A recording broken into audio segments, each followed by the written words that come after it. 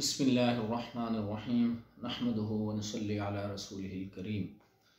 حضور صلی اللہ علیہ وسلم کا ارشاد ہے کہ خود حق تعالی شانہ اور اس کے فرشتے سحری کھانے والوں پر رحمت نازل فرماتے ہیں۔ حضور صلی اللہ علیہ وسلم کا ارشاد ہے کہ خود حق تعالی شانہ اور اس کے فرشتے سحری کھانے والوں پر رحمت نازل فرماتے ہیں۔ کس قدر اللہ جل جلالہ کا انعام اور احسان ہے کہ روزہ کی برکت سے اس سے پہلے کھانے کو جس کو سحری کہتے ہیں امت کے لیے ثواب کی چیز بنا دیا، اور اس میں بھی مسلمانوں کو اجر دیا جاتا ہے۔ بہت سی احادیث میں سحر کھانے کی فضیلت اور اجر کا ذکر ارشاد فرمایا ہے۔ علامہ عینی رحمۃ اللہ علیہ نے 17 صحابہ رضی اللہ تعالیٰ عنہم اجمعین سے اس کی فضیلت کی احادیث نقل کی ہیں اور اس کے مستحب ہونے پر اجماع نقل کیا ہے۔ بہت سے لوگ کاہلی کی وجہ سے اس فضیلت سے محروم رہ جاتے ہیں، اور بعض لوگ تراویح پڑھ کر کھانا کھا کر سو جاتے ہیں اور وہ اس کے ثواب سے محروم رہتے ہیں، اس لیے کہ لغت میں سحر اس کھانے کو کہتے ہیں جو صبح کے قریب کھایا جائے، جیسا کہ قاموس نے لکھا ہے۔ بعض نے کہا ہے کہ آدھی رات سے اس کا وقت شروع ہو جاتا ہے۔ صاحب کشاف رحمۃ اللہ علیہ نے اخیر کے 6 حصے کو بتلایا ہے، یعنی تمام رات کو 6 حصوں پر تقسیم کر کے اخیر کا حصہ، مثلا اگر غروب آفتاب سے طلوع صبح صادق تک 12 گھنٹے ہوں تو اخیر کے 2 گھنٹے سحر کا وقت ہے، اور ان میں بھی تاخیر اولا ہے، بشرطی کا اتنی تاخیر نہ ہو کہ روزہ میں شک ہونے لگے۔ سحر کی فضیلت بہت سی احادیث میں آئی ہیں۔ نبی کریم صلی اللہ علیہ وسلم کا ارشاد ہے کہ ہمارے اور اہل کتاب یہود و نصارہ کے روزہ میں سحری کھانے سے فرق ہوتا ہے کہ وہ سحری نہیں کھاتے، یہود و نصارہ سحری نہیں کھاتے جبکہ مسلمان سحری کھاتے ہیں۔ ایک جگہ ارشاد ہے کہ سحری کھایا کرو کہ اس میں برکت ہے۔ ایک جگہ ارشاد ہے کہ 3 چیزوں میں برکت ہے، جماعت میں اور سرید میں اور سحری کھانے میں۔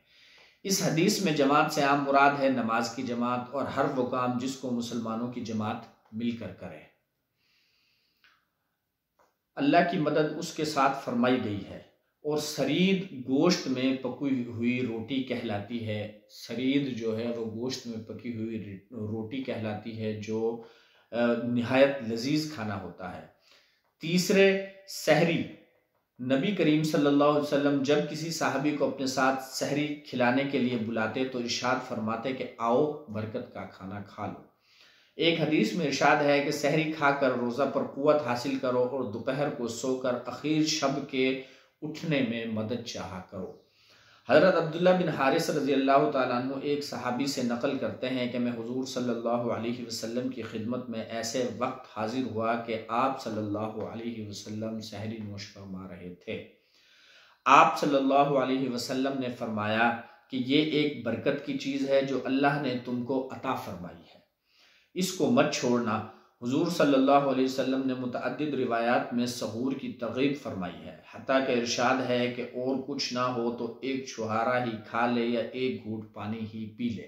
سحری میں اگر کچھ بھی نہ ملے، آدمی کو سحری ضرور کرنی چاہیے، چاہے اس میں 1 گھونٹ پانی پی لے، چاہے 1 چھہارا ہی کھا لے۔ اس لیے روزہ داروں کو اس ہم خرما وہم ثواب کا خاص طور سے اہتمام کرنا چاہیے۔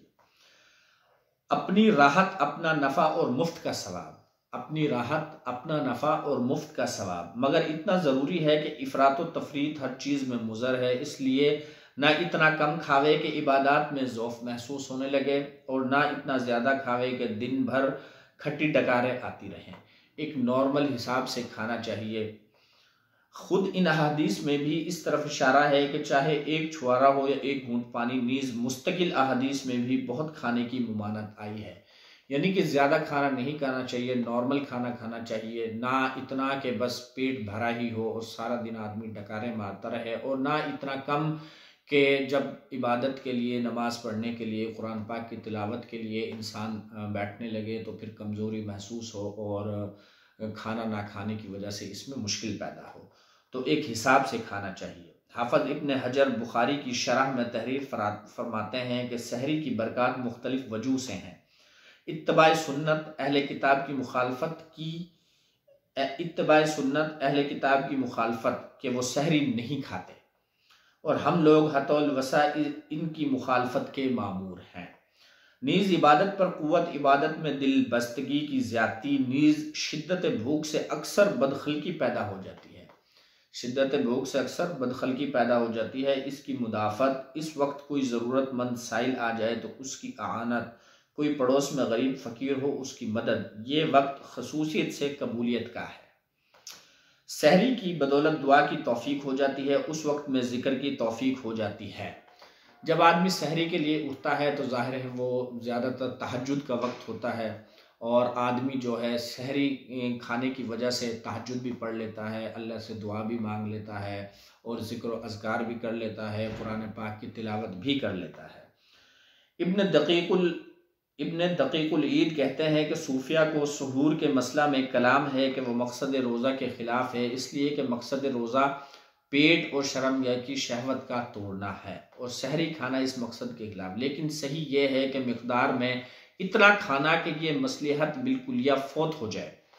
یہ تو بہتر نہیں کہ اس کے علاوہ حسب حیثیت و ضرورت مختلف ہوتا رہتا ہے۔ بندہ کے ناقص خیال میں اس بارے میں قول فصیل بھی یہی ہے کہ اصل سحور و افطار میں تقلیل ہے، مگر حسب ضرورت اس میں تغیر ہو جاتا ہے۔ مثلا طلباء کی جماعت کے ان کے لیے تقلیل طعام منافی صوم کے حاصل ہونے کا ساتھ تحصیل علم کی مضرت کو شامل ہے، اس لیے ان کے لیے بہتر یہ ہے کہ تقلیل نہ کریں کہ علم دین کی اہمیت شریعت میں بہت زیادہ ہے۔ اسی طرح ذاکرین کی جماعت علیحدہ دوسری جماعتیں جو تقلیل طعام کی وجہ سے کسی دینی کام میں اہمیت کے ساتھ مشغول نہ ہو سکیں۔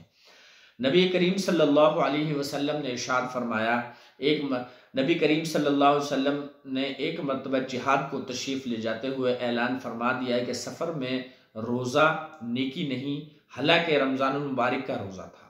آپ صلی اللہ علیہ وسلم نے فرمایا کہ سفر میں روزہ نیکی نہیں، حالانکہ وہ رمضان المبارک کا مہینہ تھا، رمضان المبارک کا روزہ تھا، مگر اس جگہ جہاد کا تقابل آ پڑا تھا۔ البتہ جس جگہ کسی ایسے دینی کام میں جو روزے سے زیادہ اہم ہو، ذوف اور کسل پیدا نہ ہو، وہاں تقلیل طعام ہی مناسب ہے۔ شرائع اقناع میں علامہ شورانی سے نقل کیا ہے کہ ہم سے اس پر عہد لیے گئے کہ پیٹ بھر کر کھانا نہ کھائیں، بالخصوص رمضان المبارک کی راتوں میں، تاکہ عبادات میں پریشانی نہ ہو۔ بہتر یہ ہے کہ رمضان کے کھانے میں غیر رمضان سے کچھ تقلیل کرے، اس لیے کہ افطار و سحر میں جو شخص پیٹ بھر کر کھائے اس کا روزہ ہی کیا ہے۔ مشائخ نے کہا ہے کہ جو شخص رمضان میں بھوکا رہے، آئندہ رمضان تک تمام سال شیطان کے زور سے محفوظ رہتا ہے، اور بھی بہت سے مشائخ سے اس باب میں شدت منقول ہے۔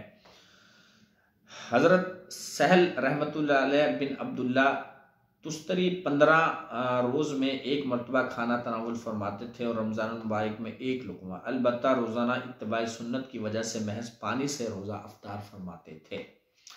حضرت جنید رحمۃ اللہ علیہ ہمیشہ روزہ رکھتے، لیکن اللہ والے دوستوں میں سے کوئی آتا تو اس کی وجہ سے روزہ افطار فرماتے، اور فرمایا کرتے تھے کہ ایسے دوستوں کے ساتھ کھانے کی فضیلت کچھ روزہ کی فضیلت سے کم نہیں۔ اور بھی سلف کے ہزاروں واقعات اس کی شہادت دیتے ہیں کہ وہ کھانے کی کمی کے ساتھ نفس کی تعذیب کرتے تھے، مگر شرط وہی ہے کہ اس کی وجہ سے اور دینی اہم امور میں نقصان نہ ہو۔